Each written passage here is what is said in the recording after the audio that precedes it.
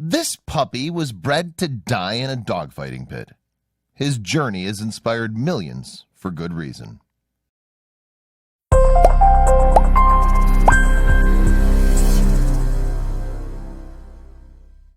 Humans and dogs have had a close connection since the dawn of civilization. Dogs are great companions, and their instinctive pack mentality fits our close-knit family structure like a glove. It's no wonder then that the world has witnessed wonderful tales of warm-hearted dogs. One dog's life, however, went beyond tugging at the heartstrings to reach heights of inspiration we can guarantee you've never seen. Get ready to see what years of abuse made one dog do once he was adopted into his forever home. As close as dogs have been to humans for the past 10,000 years or so, some people have exploited man's best friend in repulsive ways, and dogfighting is probably chief among them. It's an inhumane and illegal blood sport performed underground for entertainment and money. Participating dogs are abused and frequently killed. Victims include bait dogs, weaker dogs used to train and rile up fighters for battle. Bait dogs are usually cast aside to die, but sometimes they slip through the evil sport's grip. One such bait dog, Oogie, was rescued by police during a raid. Dogfighting is often associated with other illegal activities such as large-scale drug dealing operations. When police found Oogie, a Dogo Argentino or Argentinian Mastiff, was left bleeding to death in a cage to die with no food or water. He'd been attacked, bitten, and had his left ear completely torn off. The police brought him to a veterinarian, hoping that he could be saved. But Oogie ended up being the savior. Oogie was just a puppy. He'd undergone a lengthy operation to stop his bleeding and repair the massive damage done to his face and head. He somehow beat the odds and survived the ordeal. While Oogie was recovering, the Levin family was bringing their beloved cat to the same vet for what would be his last visit. The family's sadness was lightened by the appearance of Oogie as he was being walked as part of his post-operation therapy. Oogie's post-operation appearance was horrifying, as he was missing an ear and was all raw with scar tissue. His behavior, however, was that of a lively, energetic puppy. He showered the Levins with kisses and happily trotted all around like any other excited dog. The Levins immediately fell in love with Oogie. The joyful pooch fell right into the family, which already included two twin 12-year-old boys. Oogie brought joy, but also inspired the family to begin an unexpected crusade. The Levin family loved Oogie unconditionally, although there was some apprehension about whether he would be an aggressive dog. The vet who saved his life quickly snuffed out that suggestion. "This dog will never ever bite anyone," the doctor assured the family. Oogie quickly grew to a healthy weight, and although his scars never physically faded, they became invisible to the Levins. Soon the heartwarming story of Oogie's triumph spread so far it got national attention, and you won't believe where. By 2008, when Oogie was a few years old, Larry Levin had become a breed advocate trying to stop dogfighting. After providing some information to a dog rescue group about Oogie, he was contacted by producers of The Oprah Winfrey Show. They'd heard about the rescued bait dog and wanted to feature him on their Valentine's Day show. Oogie was a hit on the show, but what happened next started a whirlwind of exposure for the rescued dog. After appearing on Oprah, a literary agent approached Larry Levin about penning a memoir about Oogie. Levin had always wanted to write a book, was passionate about stopping dogfighting, and believed strongly that Oogie's story was an inspiration for all. Oogie's ordeal shows us that we can go through the worst imaginable experiences and come out the other side okay, Levin said. We can come out and find love on the other side.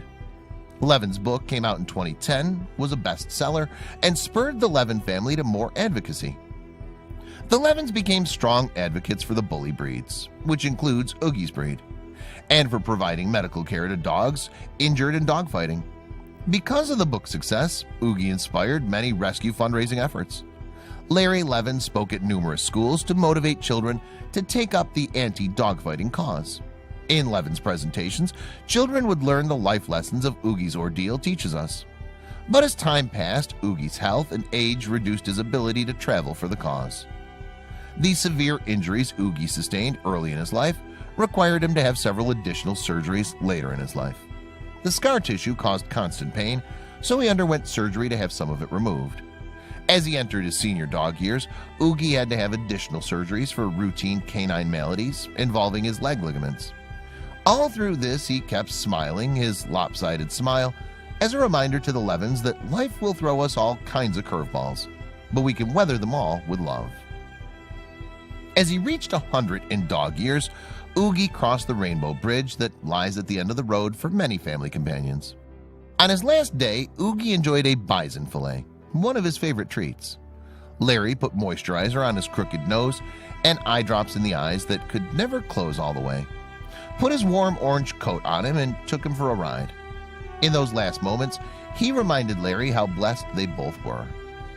In the end, Levin wrote, "He kept our spirits up through the whole ordeal, but he's gone from us. He didn't suffer. We went through so much together, and I can't tell you how much he meant to me. He gave me the life I have. He brought me joy every single day for the last 12 years. Despite his death, he continues to inspire people across the globe." As Oogie's story and the ordeals of other rescue dogs are shared online. Even 2 years after his death, Oogie's Facebook fan page still attracts daily notes of love and remembrance. Drawings, favorite photographs, and other images are shared in this online memorial. Social media in general has become an outlet for people to share stories of inspiration similar to Oogie's. Twitter mentions and shares of YouTube videos spotlighting Oogie are everywhere you look. That lopsided face still brings a smile to many and has even inspired some to action. Oogie's life inspired Larry Levin, who was skeptical of the bully dogs, to become an advocate for the breed. Levin never wanted to spend his life advocating for dogs, but fell into it when Oogie took over his life in the best way. They fought against practices like dog baiting, raised money, and educated the public about this evil industry. Through exposure from the book and TV experiences, Oogie sparked a movement to root out dogfighting. The movement extended to the roughest places imaginable. This even involved telling Oogie's story in prisons, with the hopes that formerly incarcerated individuals would bring inspiration back to their neighborhoods where dogfighting still pervades. The dogfighting blood sport is born out of greed, just like many other crimes that plague our society. By showing the devastation that greed and underground criminal activity causes to innocent loving animals, the hope is that parolees will turn against this practice. The movement underlines that humans are the breed responsible for dogfighting. Oogie was not just a pit bull, but his breed shares some of the pit bull's traits: strong jaws, fast speed, and keen hunting ability. Oogie was initially feared by the Levins and many of the people who didn't know him. Many people have a strong fear and distrust of pit bulls, mastiffs, and other fighting dog breeds. Oogie's story is just one in a long line that illustrates the simple kindness of dogs. Even after unspeakable horrors, they are many more times likely to lick your face than attack you. Tens of thousands of humans, on the other hand, will continue to stage dogfights for the lure of money.